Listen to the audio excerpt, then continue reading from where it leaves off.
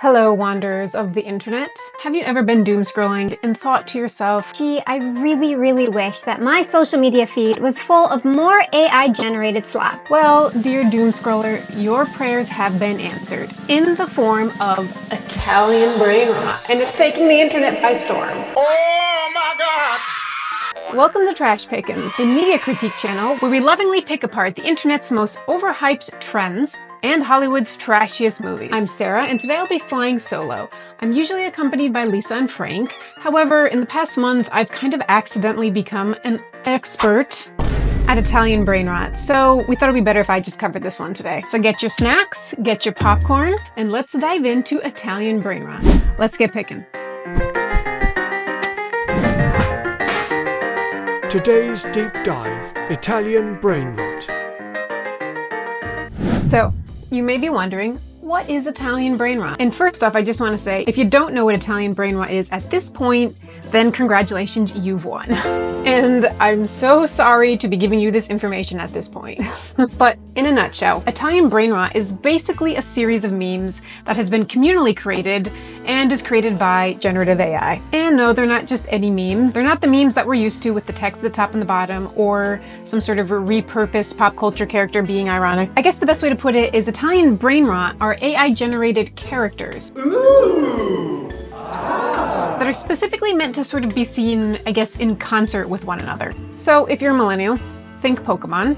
There's hundreds of Pokemon characters, and they all live together in the same Pokemon universe. Similarly, Italian Brainrot is just a series of made-up characters that kind of all live together in the Italian Brainrot universe. And before you say, Not all the characters in Italian Brainrot are Italian. yes, my chronically online, silly little friend, not all of the characters are indeed Italian. That is just what the trend is called, but we will get to that later. So, the best way to understand Italian Brainrot in its essence is understanding, I guess we'd call it, the core aesthetic. The characters live in this universe, and honestly, it kind of feels generous calling it its own universe, but... And all of these characters kind of meet a formula. The formula being, take an animal, take an inanimate object, and merge them. Pretty basic. And once you've merged your object and character together and created a strange AI monstrosity, then you kind of come up with a backstory for the character, and that backstory is recorded in a form of, again, AI-generated audio and placed on top of the image to create a little video. Ha ha ha, what a cool and neat and fun trend. Yay!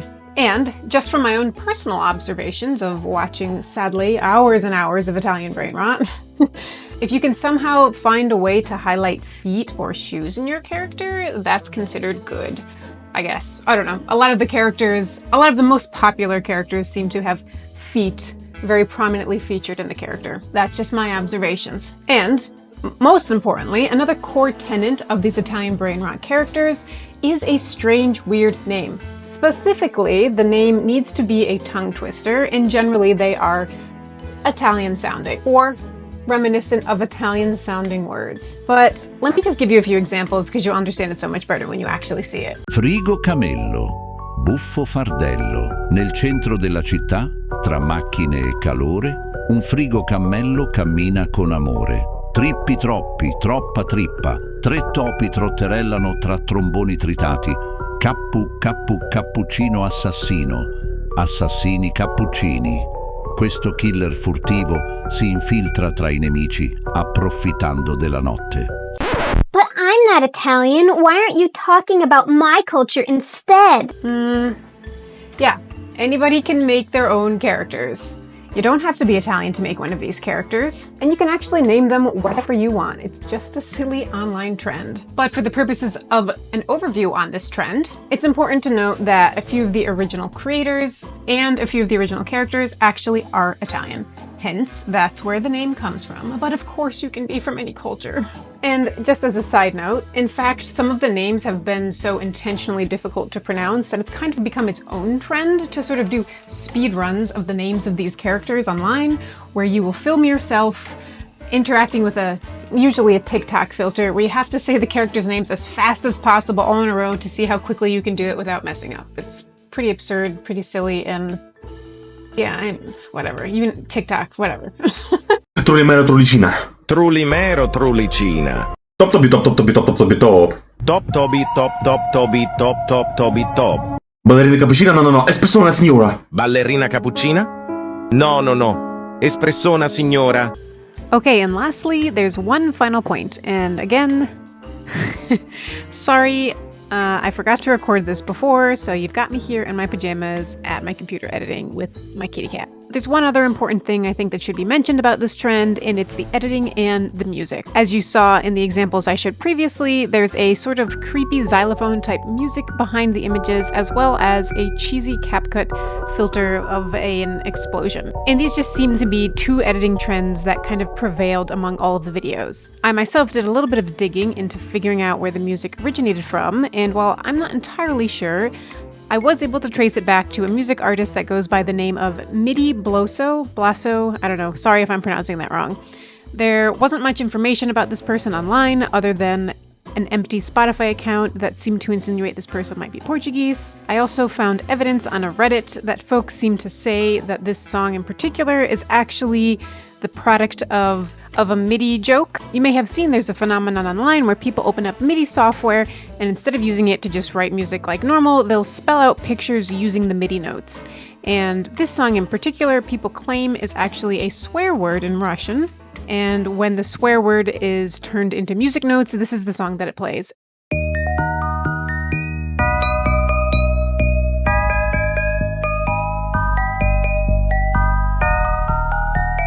Again, I don't know MIDI, I'm not sure if this is true, but these are just the two things that I kind of traced it back to. So sorry to whoever the original artist was, that's the best I could find. And now it's just been co-opted to be the creepy music that's behind Brainrot characters on TikTok and Instagram. So now that you have a basic understanding of the trend, I'm sure, as a very based, logically sound, intellectually curious person, you're probably asking yourself, why the absolute f*** did this become popular? Why are so many people making these characters? And I'm sorry to say, no, I will not be doing an analysis of Gen Alpha and Gen Z's humor and why they find certain things funny. But I will say, and I do think this actually does sum it up pretty well, it's basically akin to early 2000s random humor, if you remember that. Where before memes ran rampant on the internet, we as millennials enjoyed watching endless hours of random videos that were animated on Flash. So you may remember classics like Sh55. I know how to count all the way to 55. Badger, badger, badger, mushroom.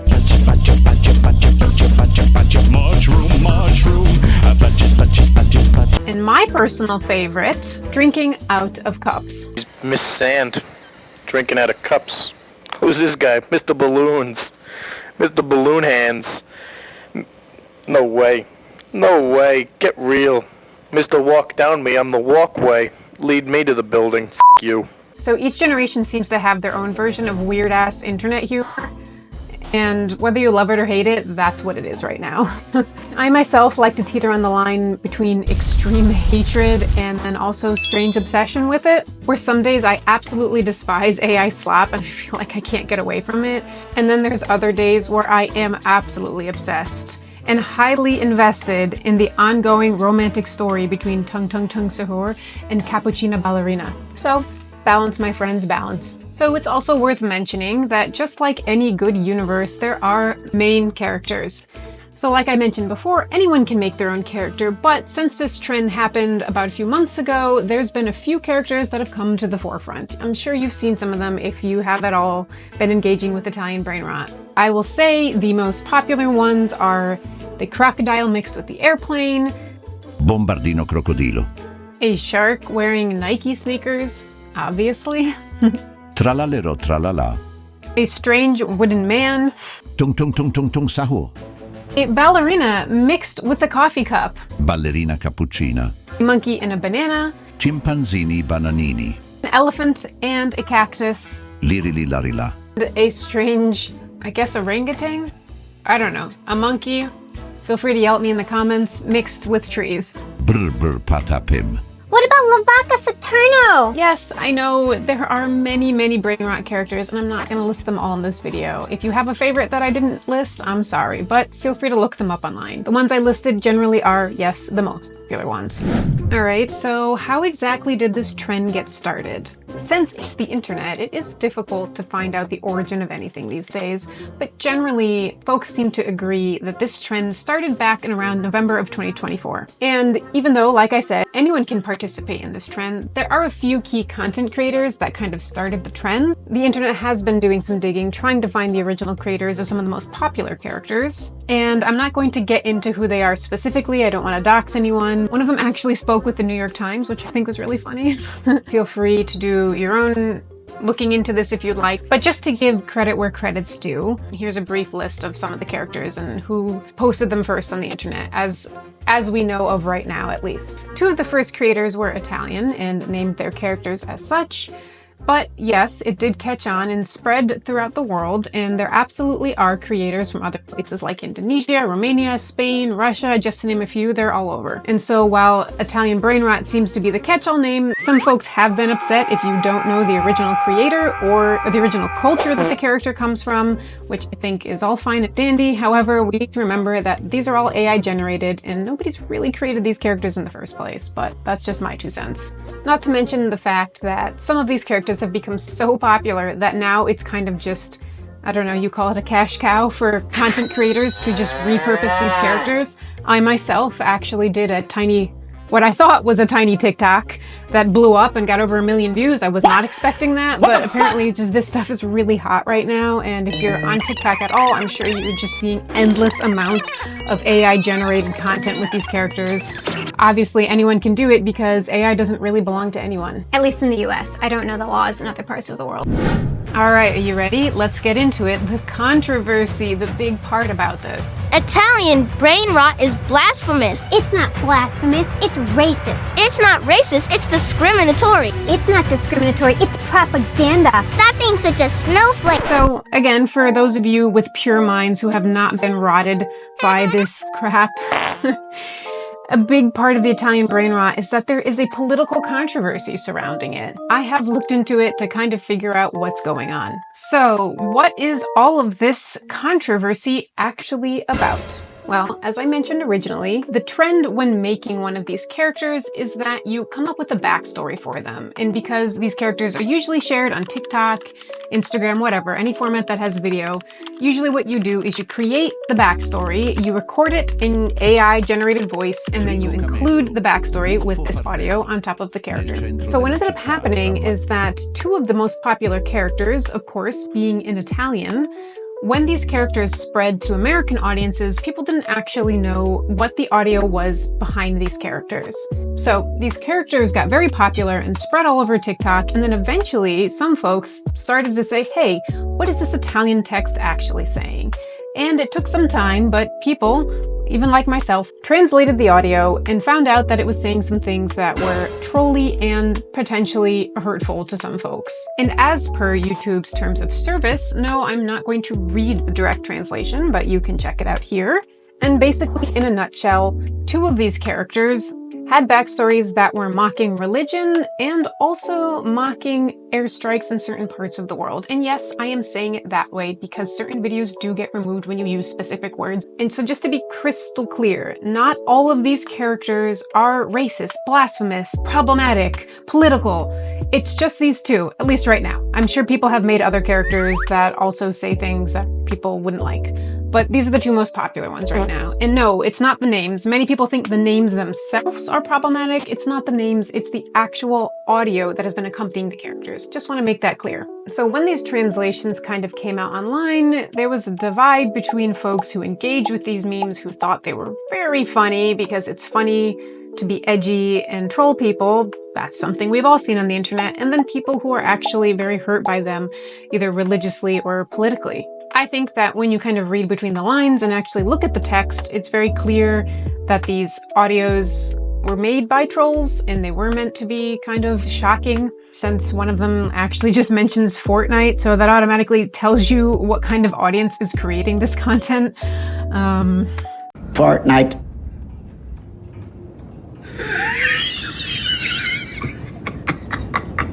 In something interesting, just from my own anecdotal experience, I've noticed that Muslim folks seem to be a little bit more outspoken about the blasphemy that is perceived in these memes. But what about the Christian God? Are you excluding him? No, obviously these memes talk about the Christian God as well, but like I said, it seems that Islamic folks seem to be slightly more outspoken. Of course, I don't want to exclude anyone from being insulted, so if you would like to be insulted, feel free. I am not advocating one way or another, I am just talking about what I've seen. As somebody who's non-religious, I don't really give a shit either way. But generally, let's try to be nice. As for the other Brainrot character, Bombardino Crocodilo, the audio that accompanied this character is the one that, like I said, makes light of airstrikes, specifically targeting children. And this is the one that really made people upset. Some people have come out in defense, claiming that this character was actually supposed to be satire, and the crocodile was meant to represent the bad guy. And it was not supposed to be a character that we related with, but a character that we actually demonized. If that was the intent, unfortunately, when something goes viral like this, that nuanced intent is unfortunately going to be lost. And while I do think that satire and irony are actually an effective way to critique things that we think need to change, I'm not sure if that message really carried out with the popularity of this character, and I completely understand why many folks are upset by it. Right, now that we've filled our brains with all of that highly thought-provoking generative AI stuff, I personally found it fascinating that such seemingly meaningless online created memes have caused such this stir. And again, not to invalidate any of the things that were actually talked about in these memes, I totally understand how folks can be upset with it, and that's totally fine. So with that in mind, I actually feel like that we could take Italian Brainrot and do a little bit of an analysis and actually understand why things like this happen and what effect they really have. I have a theory that Italian Brainrot has actually kind of become a cultural conduit for a lot of conversations that we've been having regarding entertainment, content, and authorship. Obviously, folks have been debating whether AI is ethical, since the basis of these engines do, in some sense, steal from artists in order to train them, but I kind of think that the conversation about Italian Brainrot can go beyond that. So let's get into it. Now that we know that Italian Brainrot started as a random AI trend and has now ended up in a place of controversy, the question now lies, can we actually engage in Italian Brainrot without it being problematic or harmful? Is there a way to actually separate the mindless silliness of these memes with the actual serious subject matter that has found its way into this world? So to answer these questions, I think we first need to do a small history on the phenomenon of edgelords. So if you haven't heard the term edgelord, it was coined back in the early 2000s. Similar to the common phrase we all know, troll, edgelord is kind of a more extreme version of that. Edgelord is a kind of persona that one can take online, specifically sharing controversial or dark or upsetting material with the intent of disturbing the other people who are engaging with the material. So this became specifically popular in the early 2000s on websites like 4chan and then later on Reddit. A lot of people consider edgelords cringy in this day and age. However, the original intent was meant to be provocative. Specifically, these individuals like to feel validation by pushing the boundaries of strangers around them. We've all met someone like this online, unfortunately. So a great example of edgelord humor, if you remember, is Maddox. From the early 2000s website page, the best page in the universe. This was an early website where the persona Maddox actually shared some of his sort of controversial thoughts, opinions, images. Yes, it was satirical, but he kind of intentionally pushed the envelope, and is considered one of the first examples of somebody who took on this persona. A great example of the type of post that Maddox shared on his website was one article that he called, quote, "How to yourself like a man." As the name suggests, it is a blog post going through the various ways one could commit this act. And while it was claimed that this was meant to be a satirical critique of toxic masculinity, obviously many folks were very upset by it. Again, edgelord humor. Another great example of edgelord humor is back from 2012. Mountain Dew actually launched a campaign where they asked the audience to name the new flavor of Mountain Dew. What could possibly go wrong there, right? So what Mountain Dew wanted was for individuals to submit a name, and then the masses would vote for their favorite name. However, as you might have guessed, that went horribly, horribly wrong. And the #1 most voted name for Mountain Dew's new flavor was Hitler Did Nothing Wrong. Apparently, a bunch of 4chan members thought this was very funny and spammed the contest, sort of hijacking it to make this name be the #1 name. And no, Mountain Dew did not name their next flavor that. In fact, this is how Mountain Dew responded. We are working diligently with our customers team to remove all offensive content that was posted and putting measures in place to ensure this doesn't happen again. Mountain Dew has a legacy of engaging its most loyal fans to tap innovative ideas for the brand through really successful programs. So we sincerely apologize to all of our fans who may have been offended. A lot of these Edgelord examples are almost 15 or 20 years old at this point. And unfortunately, or fortunately, I guess, however you look at it, Edgelords really haven't gone anywhere. It's just kind of morphed over time. As the internet has progressed, things have changed slightly, and the Edgelord has branched off into various parts of the internet. Things like free speech warriors, being black-pilled, being nihilistic, creating hyper-ironic memes. That's kind of all the toolkit that started from the Edgelord. Even things like the phrase snowflake, that was coined generally around 2016. While memes were originally just shock for shock's sake, they've kind of changed now, and they're a little bit more of shock wrapped in political irony. So with all of this in mind, you can see how Italian Brainrot has very strong roots in Edgelordism. I don't know if that's a word, but it sounds fancy, so Edgelordism. And while it does talk about actual subject matter that is very real and very consequential for many people in the world right now, a lot of these memes and a lot of this content is intentionally created to upset people because part of the humor is just getting a rise out of you. And I'm not saying that to dismiss it, but I am saying this because it's important to know where this type of humor comes from and why it's still so rampant on the internet today.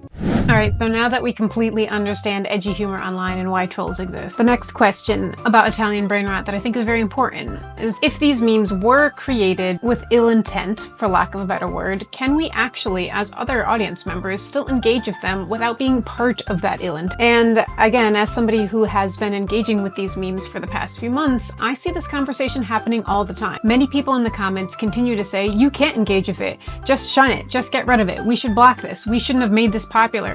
Other people say, I don't give a shit. I don't know the original author, I don't care about the translation, I just think this capybara in a coconut is funny and I'm just gonna post it because it's a silly image. And to be honest, I can see both sides of the argument. But I think the core, actually, of what these people are talking about falls within new criticism theory. And yes, I absolutely am going to be talking about a high concept regarding memes because that's just how fancy we are on this channel. New criticism theory is a literary approach that started in the 1940s. It's specifically a style of critiquing texts. At the time, it was specifically applied, like I said, to literature.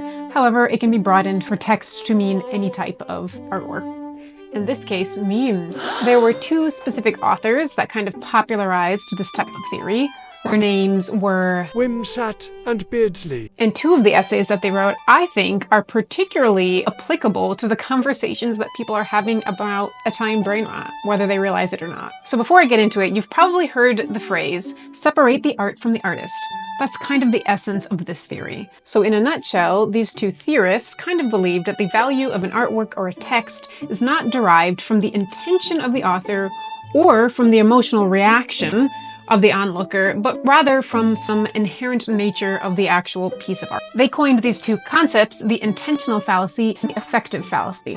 They believed that we as onlookers can never truly know the intention of the author because the author isn't usually there to explain it. And they also felt like the artwork needed to exist independently from the creator's mind or motives. They also felt like that the emotional state of an audience member doesn't matter when valuing the specific piece of artwork. Two people can have radically different emotional reactions to a piece of art or text. And if meaning is based on emotion, there could be no shared interpretation. They felt that emotional reaction was too personal and it was just too imprecise to truly critique the actual artwork. So, whether or not you actually abide by this concept of critique, that's your own choice. However, I kind of think that people are actually accidentally having that conversation surrounding Italian brain rot. A lot of people are having a really hard time giving up their silly memes now that they realize that some of the audio behind it is kind of icky. So what does this mean through the lens of new criticism theory? I think you can look at it from two perspectives. You can say, just because someone finds a meme offensive or upsetting doesn't actually mean it's bad. It could just be operating on an ironic, absurd, or satirical level. But on the flip side, just because a meme makes someone laugh doesn't mean it's devoid of problematic elements, and that there couldn't be a deeper meaning behind it. I do think new criticism theory is helpful to look at memes this way, even as silly as it is. And I'm sure these authors, Wimsat and Beardsley, didn't think that their fancy essays would be used 70 years later to justify Italian brain rot. But I still think these ideas are universal and are very important to apply to things that we consume on a daily basis. While I think that it's nice to reclaim the essence of a piece of artwork from the intent of the author, I do think that when the author is intending harm, new criticism theory kind of falls short there. All right, so now that we've gone over all of this, what have we learned? Absolutely f***ing nothing. No, I'm just kidding. So the point of going through all of this was actually hopefully to give you some tools to think about these popular memes in a new way. From understanding the history of edgelords in the context of people being controversial online, to understanding how people engage with authorship. I think it's super important for us to remember these things and constantly have them running in the back of our mind as we engage with new content. Even though it's just memes, it can have real effects on other people. And so hopefully by thinking about these things a bit deeper, we will not only counteract doom scrolling culture, but also learn to ask questions like, what is this meme doing structurally? What are the reference, symbolisms, or editing doing, and what do they represent? And how do these things all create meaning? And how am I consuming them so quickly? And what is that doing to my mind? Obviously, the name is Italian brain rot, so on some level, everyone thinks that this shit is just rotting their brains. And maybe through this video, hopefully I've been able to help you rebuild parts of your brain that might have accidentally rotted. I don't know, or maybe I've added to more of the bullshit. Sorry. Anyway, what do you think about Italian brain rot? Do you have a favorite character? Do you hate it? Do you think this is all stupid and it'll be gone in about a year? Yeah, probably actually. Anyway, thanks for tuning in. Hope you've learned something about Italian brain rot and the crazy trends of the internet. And make sure to like and subscribe and tune in for more weird deep dives like this. See you around.